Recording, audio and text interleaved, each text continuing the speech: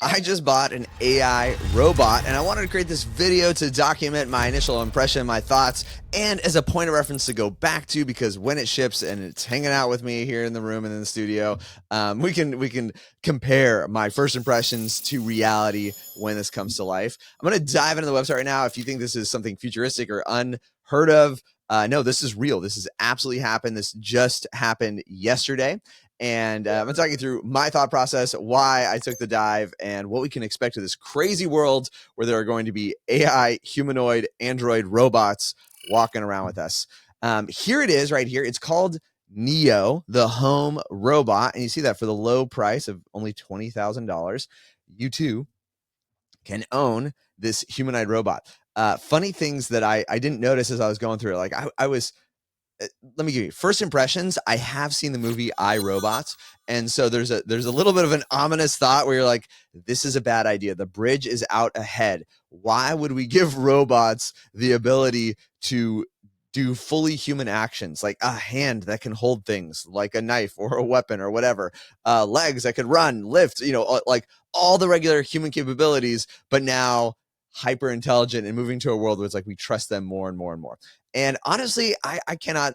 I'm not gonna lie. There's a little bit of that fear there. So there's sort of like conditions by which I'm already applying this future possibility of having this robot hanging out with me in certain scenarios, and what I'd be comfortable with and what I would not be comfortable with. I'd actually be curious right now, before we get any further, let me know in the comments, like, would you buy this robot if you could? And if you bought this robot, what would you trust it to do? Like, what are the parameters, the conditions by which you would be totally cool with having a robot around you? And they say, this is like AI powered robots. So it's robot. We've experienced robots before, like robots all around us in different capacity, but this is AI powered. So there's the potential for autonomous action, for it to learn, for who knows what else to kind of come out and come forth with that. I don't know if you experienced ChatGPT. That was surprising in and of itself, of kind of like some of the conversations that it inspires, that it creates, that it generates.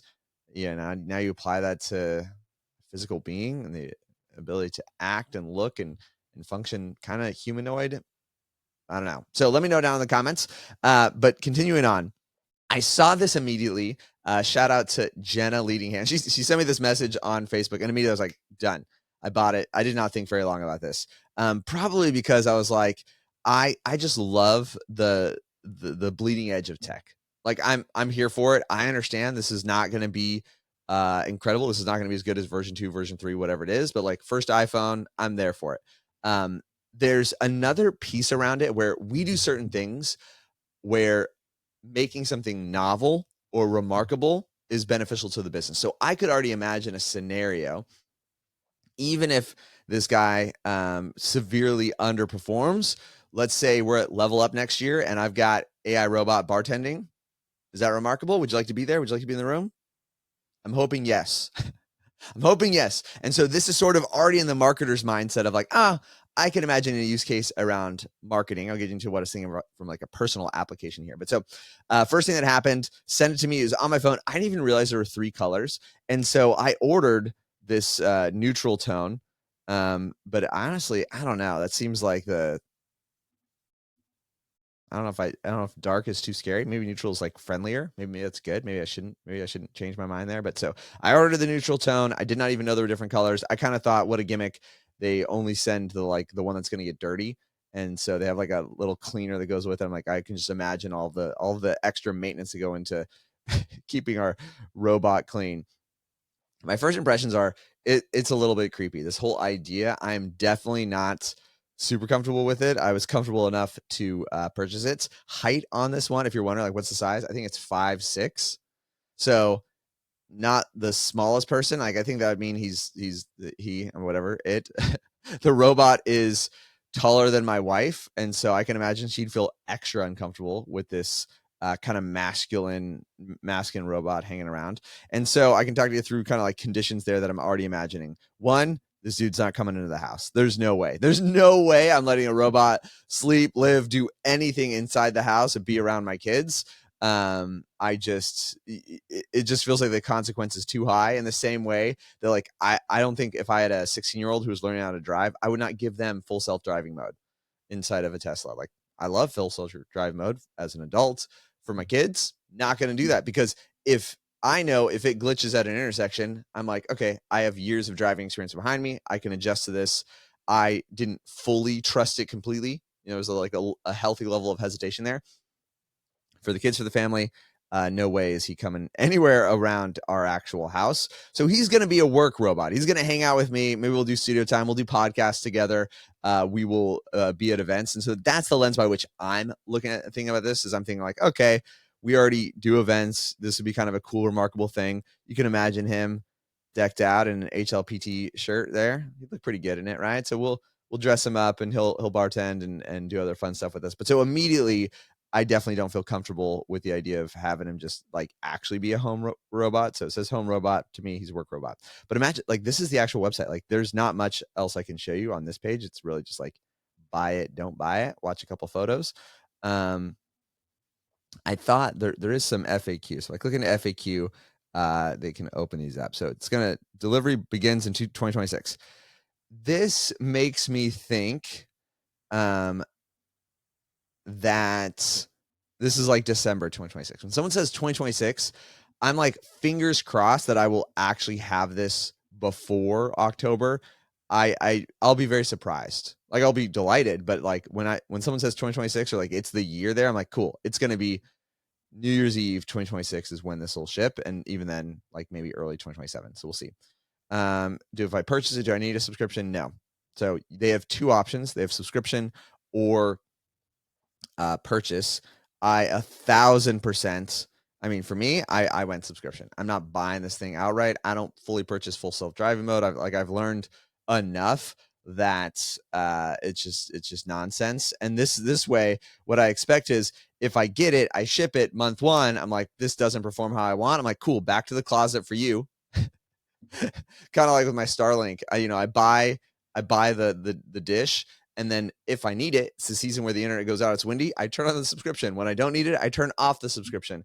And so I'll be very surprised if I end up spending $20,000 on this thing. I fully expect that there's going to be a newer, better version on it.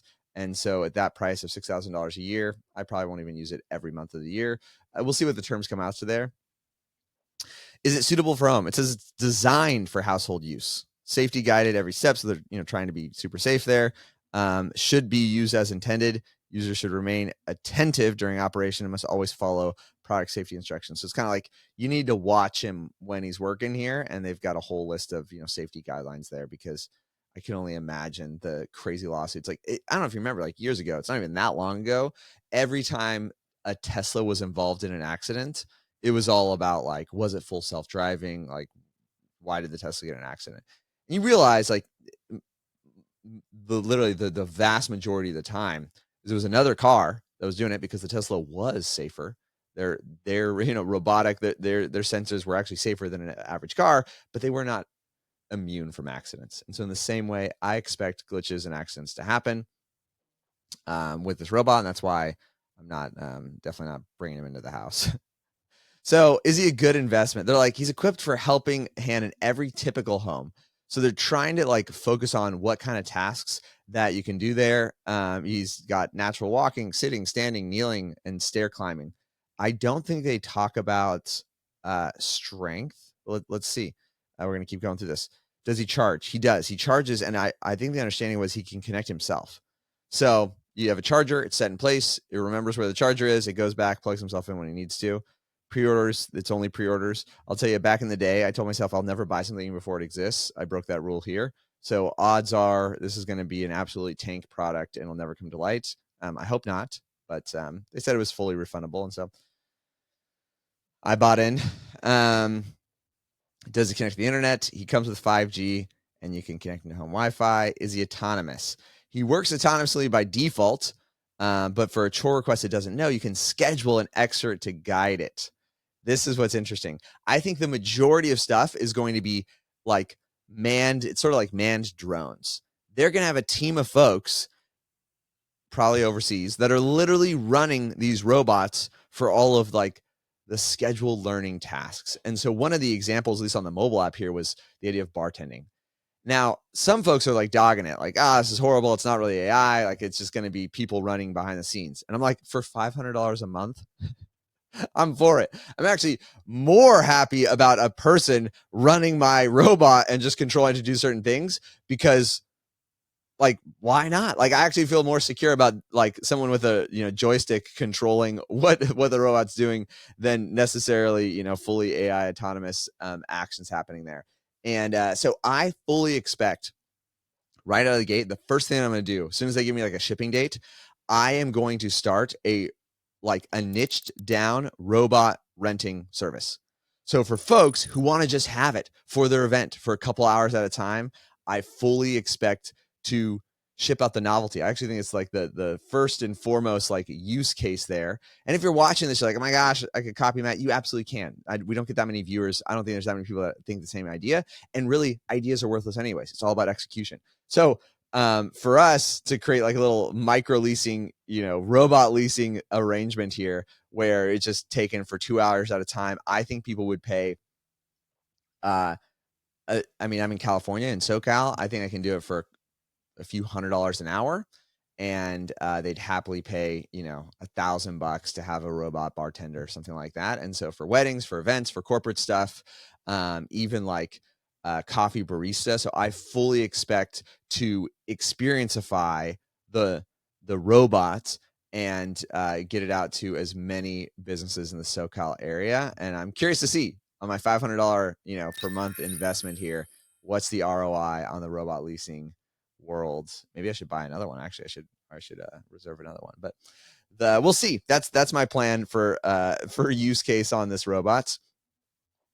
Can an expert connect without any access? No, you got to schedule it. So it's like we have Connect, but the experts. Oh, look at that. They're saying they're employed in the U.S. So I'm totally wrong. But we'll see. This video is a document. We're going to come back. Does that answer stay the same or does it change? Do I need to share my data? You don't have to. How is it operated? It understands natural language. How much does it cost to run? $1 a day. Phenomenal. Can it cook? So cooking is going to be restricted initially. And it can help with cleaning. Dude, if this robot can do dishes, that might be a sneaky way of getting into the house, but maybe we'll not be in the house. Is he waterproof? The hands are waterproof. Overall product is not.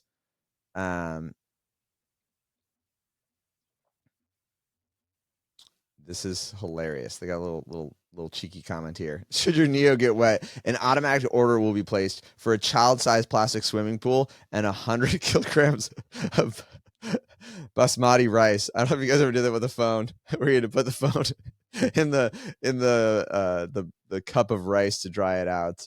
But they're saying, no, don't get him wet. I fully, like, my initial instinct too is I want to clothe my robot. I don't want him there in his like uniform, like unpersonality clothing there. So I'll put a little parka on him, help him to be a little more waterproof. Can it be used outside? Firm ground, moisture is going to damage it. So he's not friendly with moisture. The whole bartending and baristaing is going to be difficult, but we'll see. What maintenance? We'll see. Just service will probably be needed. Being manufactured in California, that's cool. Interesting. Okay, so it's literally like it's rent as you go. So if you stop using it, you return it. You'd have to get back in the queue to get it again. So it's not like you have the device and you turn on and off the subscription. It literally is like a lease of a car, where if you stop paying, you lose access there, and it's collecting real world data there. So questions that I have that it doesn't answer. So it's like, it can get the door, opening the door right away. Empty dishwasher, you gotta, you need expert mode. Feed the pets, expert mode. Like all these things, bartend parties, expert mode. You're gonna have to schedule those. What they haven't told you is like, what's your limit on scheduling there, which we'll see in experience. I'm guessing that's how they're gonna like make up for this, is you can schedule one task per month or something like that. So it might be less exciting than. I'm certain it's going to be less exciting than what is potential there. And if they're wise, what they'll do is they'll be like, well, $500 gets you 5 hours of expert mode, But we have this other subscription for $2,500. You get 25 hours of extra mode, and sort of like a scaled up subscription. If they don't do that, I would expect, there's a reasonable limitation. But look at the specs on this. 5'6", weighs 66 pounds, lift. So it can lift 154 pounds. It can carry 55 pounds. And the arm payload is 18 pounds per arm. So I don't actually understand how it can carry 55 and only hold 36 between two arms. Maybe that's like if it puts on a backpack. There's all the specs of degrees of freedom. Max speed is 6.2 meters per second. Is that fast? Taylor, how fast is 6.2 meters per second into miles per hour? This is made in California, and they're all scientific on me.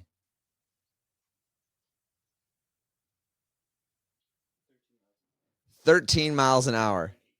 Ooh, I don't know if I can run that fast. That's okay. Good. It's got some. when the robots eventually take over and go full iRobot mode, we're good. They can definitely outrun a lot of us. So that's right at the cusp. Like really hauling. I think I remember like running through the. No, I don't think I like 15, 16 miles per hour. That's pretty fast. So cool. Good to know. Could absolutely run you down. And it's runtime 4 hours. It'll run on a full charge, which tells me it's really 3 hours if you're using it. That's like 4 hours if it's standing there just playing music out of the Bluetooth speaker. Quick charge, 6 minutes per hour runtime. That's great. So you get three hours working, 20 minutes charging. That's pretty great.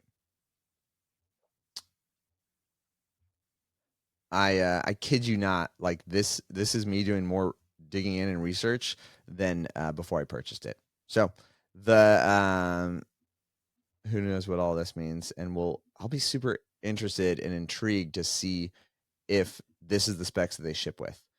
Because what ends up happening, this happens in technology all the time, in pre-sales, is on one sense, they're obligated up to this amount. So if all of these specs are cheaper in the future, that's kind of what they're banking on. They're like, oh, these will be cheaper.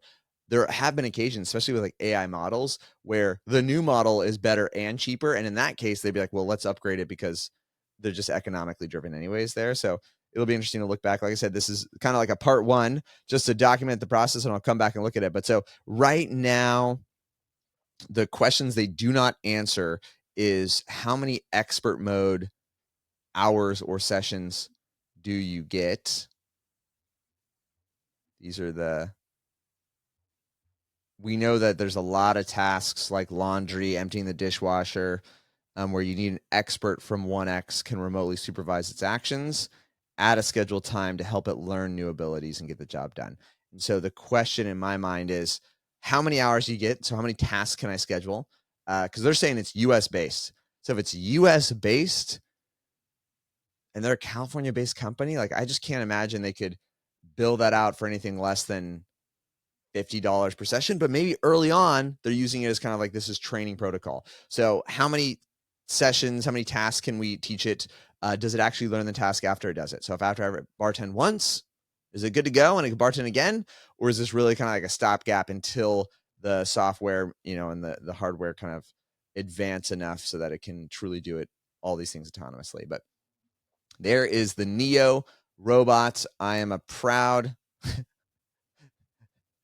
not quite an owner. So we'll see. Slightly terrified. I'm a proud and slightly terrified future owner of Neo. I'd love to know, beyond that in the comments, let me know.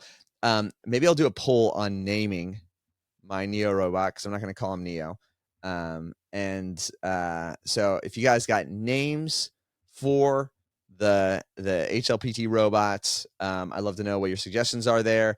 And if I did content with the robot and I let you have sponsored room, kind of like an MLS team, and you could have your logo on the shirt of my robot there, what do you think I should charge for, some sponsor? You get to decide the clothes that my robot's wearing on a month-by-month basis. You can sponsor my subscription robot there. So just some fun ideas for you, looping you into the stuff that's going on in my world. If you enjoyed this video, I'm gonna let you know I don't do a lot of videos like this. So if you didn't enjoy this video, I have a lot more stuff that you'll probably enjoy more. If you did enjoy this video, let me know. Maybe I'll do more and loop you into the crazy shenanigans that we get into on a day-by-day basis.